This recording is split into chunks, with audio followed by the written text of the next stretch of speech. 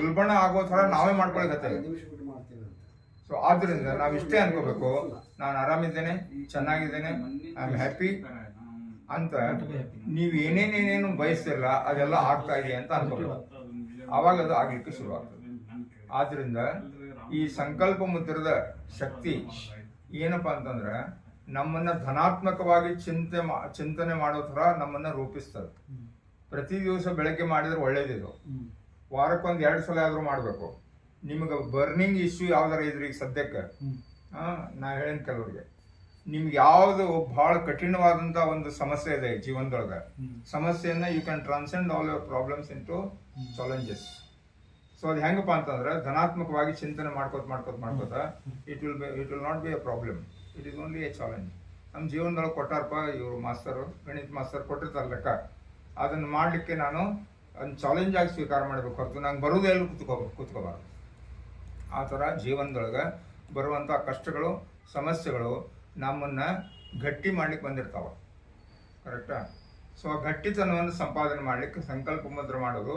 ಇಲ್ಲಿ ನಮ್ದು ಏನಂದ್ರೆ, ನಾವು ಸಂಕಲ್ಪ ಮುದ್ರೆ ಮಾಡಿದ ಕೂಡಲೇ ಎಲ್ಲ ಈಡೇರ್ತಾವಂತ ಏನಲ್ಲ. ಸಂಕಲ್ಪ ಮುದ್ರೆ ಮಾಡಬೇಕು, ಆಮೇಲೆ ನಿಮ್ಮ ಎಫರ್ಟನ್ನು ಮಾಡ್ತಿರ್ಬೇಕು.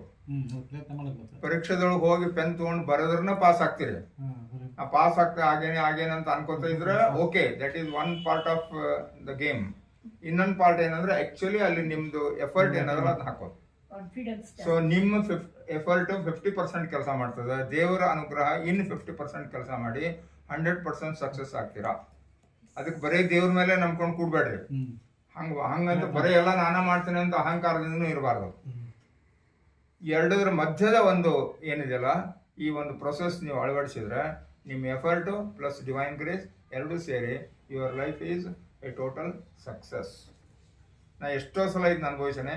ಎಲ್ಲರೂ ಹೋಗ್ಬೇಕಾರೆ, ಇಂಟರ್ವ್ಯೂಗೆ, ಪರೀಕ್ಷೆಗೆ ಎಲ್ಲರೂ ಹೋಗ್ಬೇಕಾರೆ ಆ ಕೆಲಸ ಆಗ್ತದಲ್ಲ ಅಂತ ಎಂದು ಡೌಟ್ಫುಲ್ ಆಗಿರೋದು ನಾನು. ಅದು ಆಗಿದೆ ಅಂತ ಅನ್ಕೊಂಡು ಹೋಗ್ಬಿಡ್ತಾನೆ. Already I create that energy in advance. Railway station ಹೋಗಿ ನಾನು ಅನೇಕ ಸಲ ರಿಸರ್ವೇಶನ್ಸ್ ಎಲ್ಲ ಹೋದಾಗ ತಿರುಪುರಿಗೆ ಹೋಗ್ಬೇಕಾಗ್ತಿತ್ತು. ಅಲ್ಲಿ ನಮ್ಮ ಭಂಡಾರ ಕಾರ್ಯಕ್ರಮ ಇರ್ತಿತ್ತು ಸ್ಪಿರಿಚುವಲ್. ಅಲ್ಲಿ ಭಾಳ ಜನ ಸಾವಿರಾರು ಜನ ಹೋಗೋರು. ನಾವು ಹೋದ್ಕೊಳ್ಳೋ ರಿಸರ್ವೇಶನ್ ಇಲ್ರಿ, ಫುಲ್ ಆಗ್ಯಾವ ಅಂತ ಹೇಳ್ತಿದ್ರು. ಆಮೇಲೆ ನಾನು ಸಂಕಲ್ಪ ಮಾಡಿಬಿಟ್ಟಿದ್ನಲ್ಲ ನನಗೆ ರಿಸರ್ವೇಶನ್ ಸಿಕ್ಕದಂತ. ಆಮೇಲೆ ದೇವ್ರು ಹೆಂಗೋ ಒಂದು ಕುಡಿಸ್ಕೊಡ್ತಾನೆ. ಅಲ್ಲಿ ಹೋದ ಕೂಡಲೇ ಅವರು ಬುಕಿಂಗ್ ಕ್ಲಾರ್ಕ್ ಇಬ್ರು ಲೇಡೀಸ್ ಇದ್ದಾರೆ, ಸುನೀತಾ ಅಂತ ಅವ್ರು, ನನಗೆ ಭಾಳ ಅಂದ್ರೆ ಪರಿಚಯ ಮೊದಲಿಂದ. ಸರ್ ನಿಮ್ಗೊಂದು ಅಲ್ಟರ್ನೇಟ್ ಹೇಳ್ತಾನೆ, ಏನು ಆಪ್ಷನ್ ಅಂತಂದ್ರೆ ನೀವು ಕೊಯಂಬತ್ತೂರು ತನಕ ರಿಸರ್ವೇಶನ್ ತಗೋರಿ, ಸಿಗ್ತದ ಅಂದ್ರೆ ಮಾಡಿಂದ 15-20 ರೂಪಾಯಿ ಜಾಸ್ತಿ ಆಗ್ತದೆ, ನೋ ಪ್ರಾಬ್ಲಮ್. ಸೊ ಆ ಕೋಟಗಳು ನನಗೆ ಸಿಗ್ತದೆ.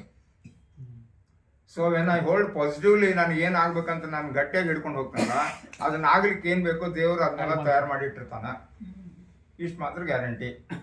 ಕರೆಕ್ಟಾ? ಇದನ್ನ ನೀವು ಎಲ್ಲರೂ ಪ್ರಯೋಗ ಮಾಡ್ರಿ. ನಾವು ವಿದ್ಯಾರ್ಥಿ ಹೈಸ್ಕೂಲ್ ಕಾರ್ಯಕ್ರಮದೊಳಗೆ ಮಾಡಿ ಸಕ್ಸಸ್ಫುಲ್ ಆಗ್ಯವೆ. ಮೊನ್ನೆ ನಿಮ್ಮ ಯೂನಿವರ್ಸಿಟಿ ಕಾರ್ಯಕ್ರಮದೊಳಗೂ ಸಕ್ಸಸ್ಫುಲ್ ಆಗ್ಯವೆ. ಅಂದ್ರೆ ನಮ್ಮನ್ನ ನಾವು ಬಡಾಯಿ ಕೊಚ್ಕೊಳ್ಳೋದಲ್ಲ, ದೇವರು ಆ ಥರ ಬಹಳ ದೊಡ್ಡ ಆಮೇಲೆ ಇವರು ಮಾರುತಿ ಹೋಗ್ತವ್ರಿ, ಮಾರುತಿ ಅವರು ಏನು ಆ ಮೈಕದ್ ಹೇಳಪ್ಪ. ಮೊನ್ನೆ ನಾವು ಎಲ್ಲ ಗೆಳೆಯರ ಕೂಡಿಕೊಂಡು ಒಂದು ಕಾರ್ಯಕ್ರಮ ಮಾಡೋ ಹೊತ್ನ್ಯಾಗ ನಮಗೆ ರಾತ್ರಿ 10 ಗಂಟೆಗೆ ಒಂದು ಸುದ್ದಿ ಬಂತು. ಇಲ್ರಿ, ಅದು ನೀವು ಸ್ಪೀಕರ್ ಮೈಕ್ ಕೆಟ್ಟದ, ಅದು ನಮ್ಮ ಕಡೆ ಕೊಡ್ಲಿಕ್ಕೆ ಆಗೋದಿಲ್ಲ ನಿಮಗೆ, ಮತ್ತು ನೀವು ಅದ್ರ ಬಗ್ಗೆ ವ್ಯವಸ್ಥೆ ಮಾಡ್ತೀರಿ ಅಂತ. ರಾತ್ರಿ 10 ಗಂಟೆಗೆ ಮಳೆ ಬರತ್ತೈತಿ, ಯಾರ ಕಡೆ ಕೇಳಬೇಕು ಅಂತ ತೇಜಸ್ವಿನಿ ಅವರು ದಂಡೋತಿ ಮಾಡಿದ್ರು, ನನಗೆ ಮಾಡಿದ್ರು.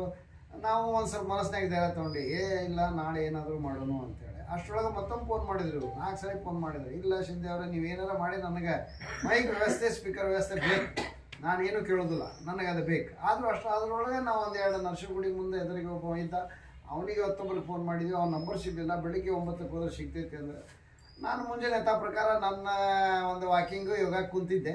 ಅಷ್ಟರೊಳಗೆ ದಂಡವತಿ ಅವ್ರು ಬಂದು ಏನಪ್ಪ ಮತ್ತೆ ಹೆಂಗೆ ಮಾಡಿದಿ, ಏನು ಮಾಡಿದಿ? ಇಲ್ಲಪ್ಪ ನಿಂದು ನೋಡತ್ತೀನಿ ಅಂದ. ಇಲ್ಲ ಇಲ್ಲೇ ಹಿಂದೆ ಐತಿ, ವಿಚಾರ ಮಾಡೋಣ ಬಾ ಅಂದರು. ಅಲ್ಲೇ ಹಿಂದಿನ ಸ್ಕೂಲ್ದೊಳಗೆ ಹೋದ್ವಿ. ಅವ್ರು ಹೇಳಿದ್ಕೊಳ್ಳಿ, ಇಲ್ರಿ ನಮ್ಮ ಕಡೆ ರಿಚಾರ್ಜೇಬಲ್ ಐತಿ, ಸ್ಪೀಕರ್ ಮೈಕ್ ಎಲ್ಲ ಐತಿ, ನೀವು ಸಂಜೆ 6 ಮಟ್ಟ ಬೇಕಾದಂಗೆ ಜಿಗ್ದಾಡ್ರಿ, ಡ್ಯಾನ್ಸ್ ಮಾಡ್ರಿ ಅಂತಂದು. ಭಾಳ ಸಂತೋಷ ಆಯ್ತು. ನಾನು ಇವ್ರಿಗೆ ಸರ್ಪ್ರೈಸ್ ಕೊಡೋನು ತೇಜೋರಿಗೆ, ಇನ್ನೂ ಆಗಿಲ್ಲ, ನೀವು ಜಲ್ದಿ ಬಂದ್ರೆ ಆಕೈತಿ ಅಂದ್ರೆ ಇವರು ಬಡ ಇಲ್ಲ ಗುಡ್ ನ್ಯೂಸ್ ಅಂತ ಹಿಂಗ ಹಿಂದಿನ ದಿವಸ ರಾತ್ರಿನ ಸಂಕಲ್ಪ ಮಾಡ್ಕೊಂಡು ಬಿಟ್ವಿ. ಕರೆಕ್ಟ್. ನಾನು ಫಸ್ಟ್ ಆಫ್ ಆಲ್ ಹಿಂದಿನ ದಿವಸ ರಾತ್ರಿಯಿಂದನೇ ಸಂಕಲ್ಪ ಮಾಡಿದ್ದೆ. ಯಾರಿಗೂ ಹೇಳಿದಿಲ್ಲ. ಅದು ಒಟ್ಟು ಹೆಂಗೋ ಕೆಲಸ ಆಗ್ತದೆ, ನಂಗೆ ಕಾನ್ಫಿಡೆನ್ಸ್ ಇತ್ತು.